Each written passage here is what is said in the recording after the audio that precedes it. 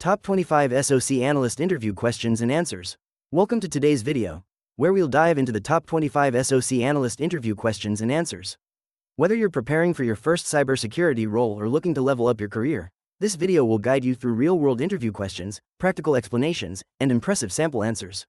Stay tuned till the end because every answer is crafted to help you sound confident, technically sharp, and job-ready for your next SOC Analyst interview. 1. What is the role of a SOC Analyst? A Security Operations Center (SOC) analyst is the frontline defender of an organization's digital assets. Their main job is to monitor, detect, analyze, and respond to cybersecurity incidents in real time. Analysts use tools like SIEM, Security Information and Event Management Systems, to track suspicious activities across networks. They also investigate alerts, perform incident triage, and escalate severe threats to higher-level analysts.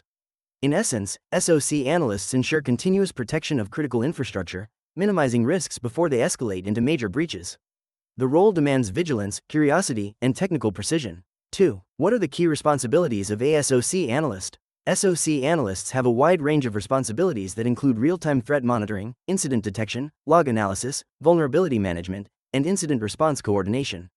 They review alerts generated by SIEM tools, investigate anomalies, and determine if they're legitimate threats or false positives.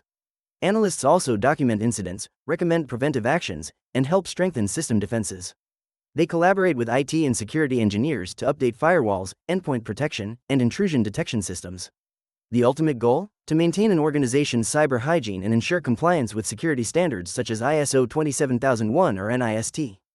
3. What tools do SOC analysts commonly use? SOC analysts depend on a range of security tools to monitor and protect networks.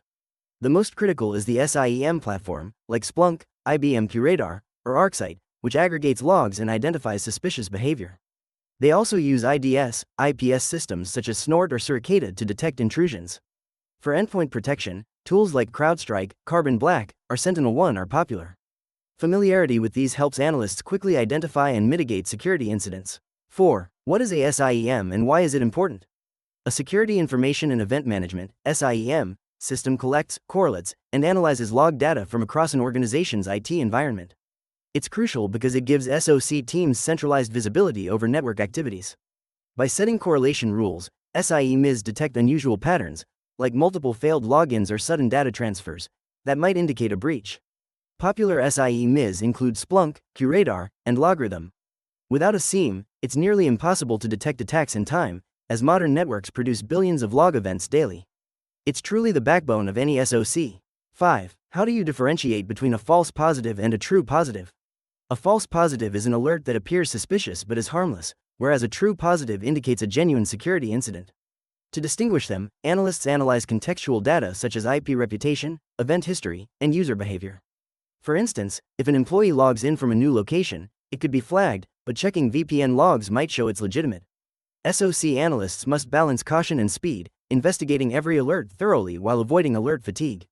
The ability to discern patterns and validate alerts is key to SOC efficiency. 6. What are the different levels in a SOC team? SOC teams are generally structured into 3 levels. Level 1, Tier 1, analysts handle initial triage, they monitor dashboards and escalate real threats. Level 2 analysts dive deeper into investigations, perform root cause analysis, and contain incidents. Level 3 or senior analysts focus on threat hunting, incident response strategy, and developing detection rules. Some organizations also have SOC managers who oversee operations and coordinate with other departments.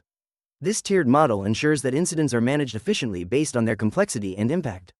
7. Explain the incident response lifecycle.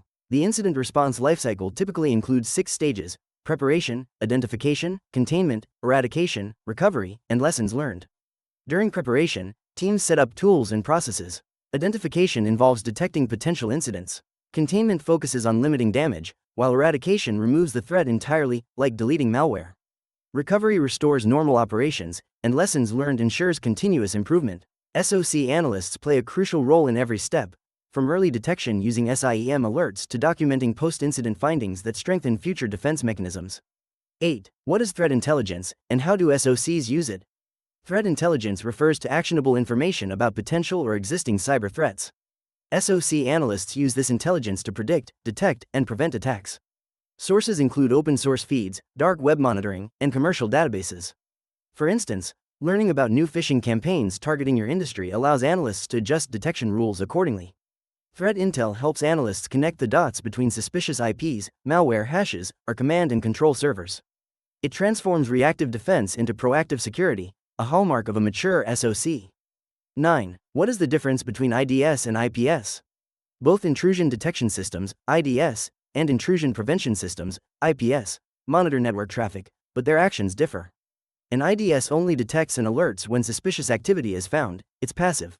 An IPS, however, goes further by actively blocking or preventing the detected threat in real time. For example, IDS may alert analysts about malicious packets, while IPS automatically drops them. SOC analysts monitor both, ensuring balance between detection accuracy and minimal disruption to normal network activity. 10. Explain what a security incident is. A security incident is any event that threatens the confidentiality, integrity, or availability, CIA triad, of information systems. This could include malware infections, phishing attempts, data breaches, unauthorized access, or DDoS attacks. SOC analysts must identify, categorize, and respond to incidents quickly. The goal isn't just to stop the attack but also to understand how it happened and prevent recurrence. Proper classification, like distinguishing between low, medium, and high severity incidents, helps prioritize response and allocate resources efficiently. 11. How would you handle a phishing email alert? When a phishing email alert is raised, the SOC analyst first collects details, sender address, subject line, attachments, and embedded links. Next, they check email headers for anomalies and verify whether the sender's domain is spoofed. If malicious intent is confirmed, the analyst isolates affected inboxes, blocks sender domains, and warns other employees. They might also use sandboxing tools to safely examine attachments. Finally, documentation and communication with the awareness team help prevent future occurrences. Swift, evidence-based action is essential to stop phishing spread. 12. What is the CIA triad in cybersecurity? The CIA triad stands for confidentiality, integrity, and availability, the three pillars of information security. Confidentiality ensures data is accessible only to authorized users. Integrity maintains the accuracy and consistency of data, preventing unauthorized modifications. Availability ensures systems and data are accessible whenever needed. SOC analysts rely on this triad to assess the impact of incidents. For example, ransomware compromises both integrity and availability. Balancing all three aspects is crucial to maintaining strong, resilient cybersecurity frameworks. 13. What is lateral movement in cyber attacks? Lateral movement refers to the technique attackers use to move deeper into a network after gaining initial access. Instead of attacking head-on, they stealthily explore connected systems to escalate privileges and access sensitive data. SOC analysts detect lateral movement through unusual login patterns, privilege escalations, and east-west traffic anomalies. Tools like EDR and SIEM correlation rules help identify this activity. Detecting lateral movement early can prevent major breaches like those seen in Advanced Persistent Threats, APTs. Awareness is key to containment. 14. How do you prioritize security incidents? Incident prioritization is based on three factors: impact, urgency, and threat severity. SOC analysts assess how much harm an incident could cause, how quickly it spreads, and what assets it affects. For instance, a malware infection on a test server may be low priority, while suspicious activity on a production database is critical. Analysts often use scoring systems like CVSS, Common Vulnerability Scoring System, to standardize this process. Proper prioritization ensures that high-impact threats are handled before minor alerts, optimizing response time. 15. What is an indicator of compromise, IOC? An indicator of compromise, IOC, is a piece of forensic data that signals potential malicious activity. Examples include unusual IP addresses, file hashes, domain names, or registry changes. SOC analysts use IOCs to detect and confirm breaches. These indicators come from threat intelligence feeds or previous incidents and are integrated into SIEMs to trigger alerts when matches occur. Tracking IOCs helps analysts trace attacker behavior and improve future defenses. The faster IOCs are identified, the quicker organizations can contain threats. 16. What is the difference between vulnerability and exploit? A vulnerability is a weakness or flaw in a system that can be targeted by attackers. An exploit is the actual method or code that leverages that vulnerability. For instance, a software bug allowing buffer overflow is the vulnerability, while the script that injects malicious code is the exploit. SOC analysts monitor both, patching vulnerabilities proactively and detecting exploit attempts in real time. Understanding this difference helps analysts implement effective patch management and threat detection strategies. 17. What steps would you take during log analysis? Log analysis begins by identifying relevant logs, from firewalls, servers, endpoints, and applications. SOC analysts then normalize, filter, and correlate data to find anomalies like failed logins, privilege escalations, or unexpected file access. They may use queries or dashboards in SIEM tools such as Splunk to uncover suspicious patterns. Once anomalies are found, analysts validate them with context, determine severity, and document findings.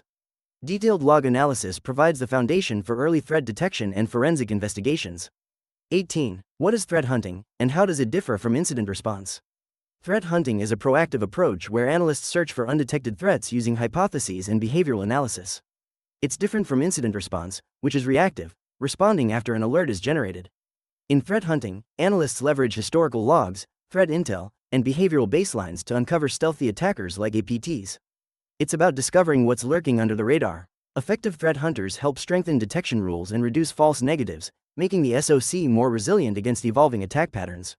19. What are some common attack vectors SOC analysts should know?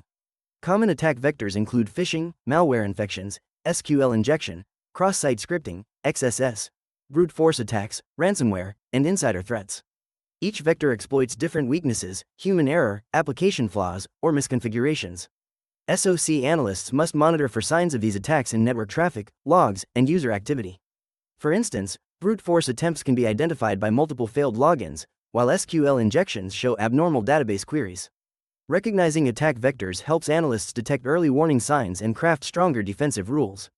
20. Explain the MITRE ATT and CK framework. The MITRE ATT and CK framework is a globally recognized knowledge base of adversary tactics and techniques used in cyber attacks. It categorizes attacker behaviors into stages like initial access, execution, persistence, and exfiltration.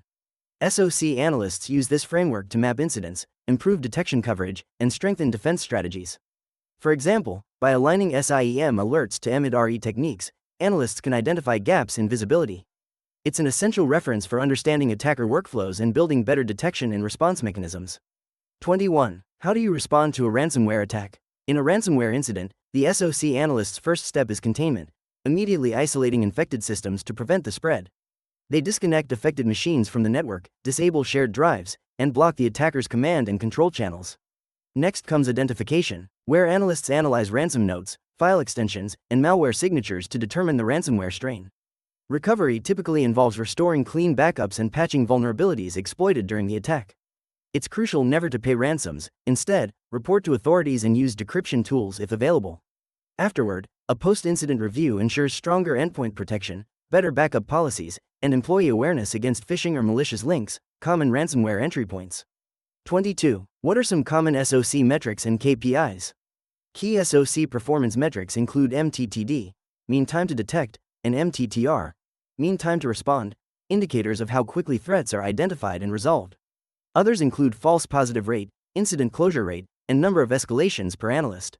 Tracking these KPIs helps SOC managers evaluate efficiency, resource allocation, and alert accuracy. For example, a low MTTD means the team detects incidents early, reducing potential impact. Analysts also monitor the ratio of true to false alerts to improve correlation rules. By regularly reviewing KPIs, SOC teams ensure operational excellence, optimize processes, and maintain compliance with organizational and industry benchmarks. 23. How do you investigate suspicious network traffic? To investigate suspicious traffic, a SOC analyst first examines firewall and proxy logs for unusual patterns, like outbound connections to unknown IPs or high data transfer volumes. Next, they inspect packet captures using tools like Wireshark to analyze headers and payloads for anomalies. Analysts also verify DNS queries to detect possible command and control activity. Correlating these findings with SIEM alerts or threat intelligence can confirm whether the traffic is malicious. For example, if multiple systems communicate with a blacklisted IP, it might indicate a botnet infection. Documenting findings and implementing firewall rules or endpoint isolation completes the containment process. 24. How do you stay updated with the latest cybersecurity threats? A good SOC analyst constantly learns and stays informed about new attack vectors and tools. They follow trusted sources like Krebs on Security, Bleeping Computer, and the Hacker News, as well as subscribe to CVE databases for vulnerability updates.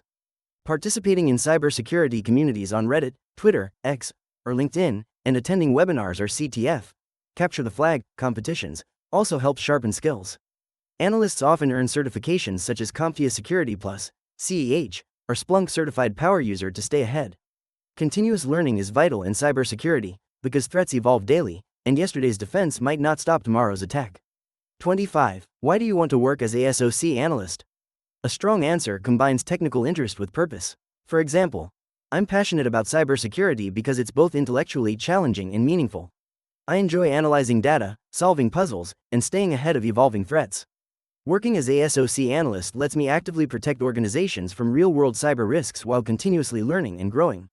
Employers look for enthusiasm, curiosity, and teamwork, emphasize how you thrive under pressure, enjoy investigative work, and are committed to strengthening an organization's digital resilience. Authentic motivation and understanding of the SOC's mission always leave a strong impression on interviewers. And that wraps up our top 25 SOC analyst interview questions and answers. If you found this video helpful, make sure to hit the like button, subscribe, and turn on notifications so you never miss our latest cybersecurity interview prep videos. Comment below which role you'd like us to cover next, maybe penetration tester, ethical hacker, or security engineer. Keep learning, stay curious, and remember, in cybersecurity, knowledge is your best defense. Thanks for watching and good luck with your interview.